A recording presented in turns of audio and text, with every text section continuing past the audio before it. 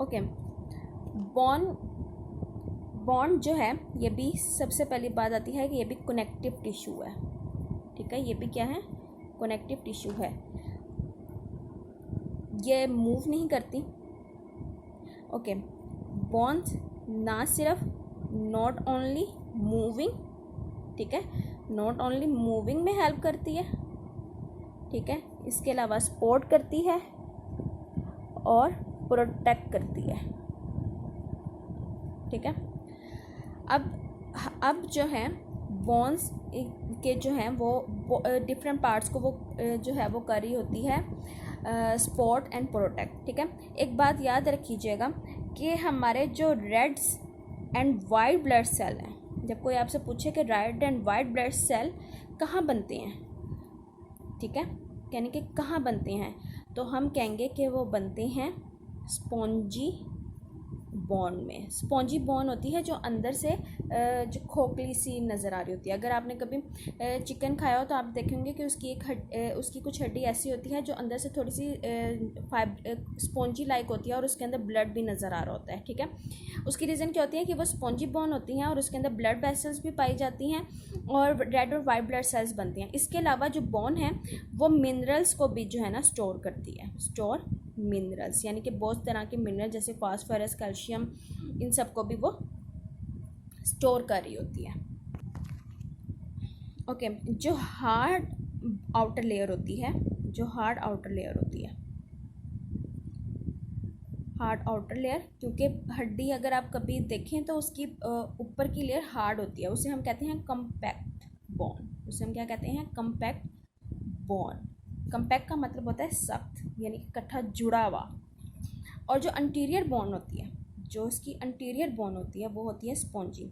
लेकिन एक बात याद रखिएगा, हर बोन अंटीरियरली जो है वो सॉफ्ट नहीं होती। इंटीरियर बोन है वो होती है सॉफ्ट और पोरियस, यानी कि उसमें सुराख होते हैं।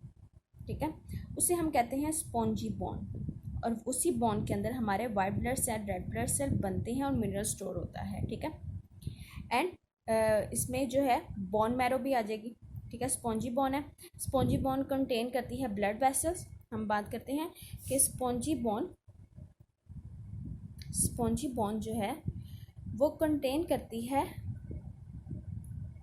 ब्लड वेसल्स, ठीक है, एंड बोन मैरो, यानी कि वो उसे हम कहते हैं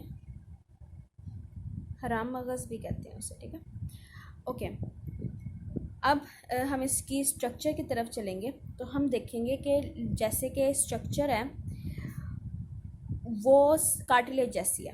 ठीक है, कार्टिलेज जैसी है, जैसे कार्टिलेज का मैंने सबसे पहले बताया था मैट्रिक्स बनेगा।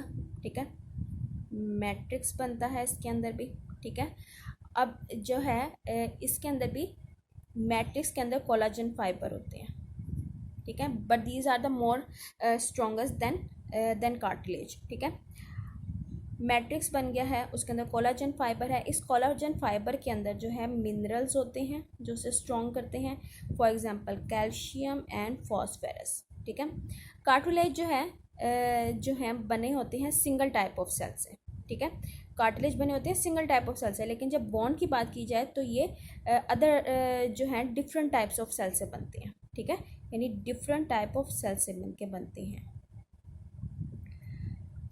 अब जो है जो mature different type of cell, ठीक है, अब जो मिच्योर बोन सेल होता है ना, मिच्योर बोन सेल यानी कि वो बड़ा हो गया, मिच्योर है, उसे हम कहते हैं ओस्टियोसाइट्स। उसे हम क्या कहते हैं, ओस्टियोसाइट।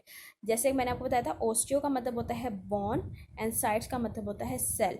इसी तरह जब हमने कार्टिलेज का पढ़ा था तो मैंने कहा था कॉन्ड्रोसाइट्स हैं वो, तो साइट का मतलब होता है सेल एंड कॉन्ड्रो का मतलब होता है कार्टिलेज। यानी कि आपको यही लफ्ज़ याद रहेगा तो कभी भी मसला नहीं होगा, क्योंकि ओस्टियो का लफ्ज़ आप बायो के अंदर जब भी कहीं पढ़ेंगे तो उसका मतलब होगा बोन। ठीक है, अब आपकी बुक के अंदर एक छोटी सी उन्होंने जनरल नॉलेज शेयर किया हुआ है। उन्होंने कहा है कि बेबीज़ जब बच्चा पैदा होता है तो उनके अंदर 300 सॉफ्ट बोन होती हैं, 300 सॉफ्ट बोन होती हैं, लेकिन जैसे जैसे वो बड़ा होता जाता है उसकी हड्डियां जो हैं ये 300 आपस में फ्यूज़ हो जाती हैं। ठीक है, और जब वो अडल्ट स्केलेटन बनाता है तो वो होती हैं 206। यानी कि अगर कभी कोई आपसे पूछे कि एक अडल्ट स्केलेटन के अंदर कितनी हड्डियाँ होंगी तो आप कहेंगे कि 206। और अगर आपको ये कहे कि बेबी न्यू बॉर्न बेबी के अंदर कितनी हड्डियाँ हैं तो आप कहेंगे कि 300 soft Bon. That's the reason कि बेबी बहुत फ्लेक्सिबल होता है। Bone is the hardest connective tissue in body. Bones not only move, support and protect the various part of body but also produce red and white blood cell and store minerals। ठीक है, वो ना सिर्फ support करता है, protect करता है, बल्कि आल्सो जो है वो प्रोड्यूस करता है red and white blood cell and store minerals. The hard outer layer of a bone is called compact bone, while the interior bone is soft and porous, it is called spongy bone. Spongy bone contains spongy blood vessel and bone marrow। ठीक है, जैसे उन्होंने यहाँ पे दिखाया हुआ है कि ये बोन मैरो है और यह है स्पॉन्जी बॉन। ओके, बोन मैरो से मुराद होता है जिसे हम उर्दू में मिल्क भी कहते हैं। हिराम मगज़ वो वाला बोन मैरो होता है जो कि सिर्फ और सिर्फ जो है स्पाइनल कॉर्ड के अंदर पाया जाए। ठीक है, यानी कि ब्रेन से वो स्पाइनल कॉर्ड की तरफ जा रहा होता है। अब यहाँ पे आप लिखेंगे स्ट्रक्चर, यहाँ उसने बताया हुआ है स्ट्रक्चर क्या है। ठीक है, like structure, the matrix of bones also contain collagen, but it is also contain minerals, for example calcium and phosphorus। We know that cartilage contain a single type of cell. On the other hand, bones contain different type of cell। The mature bone is called osteocyte। ठीक है, यहाँ पे एक question बनेगा कि which bones produce white and red blood cell.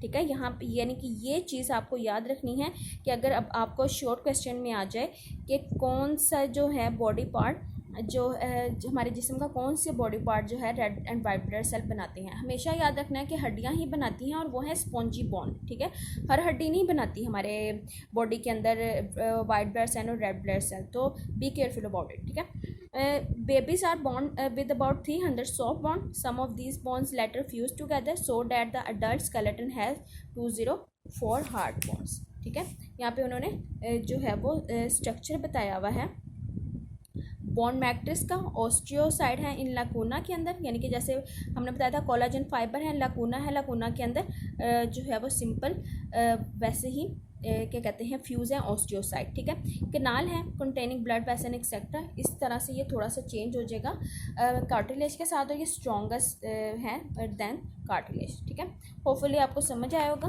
घरों में रहें, अपना ख्याल रखें। अल्लाह हाफिज़।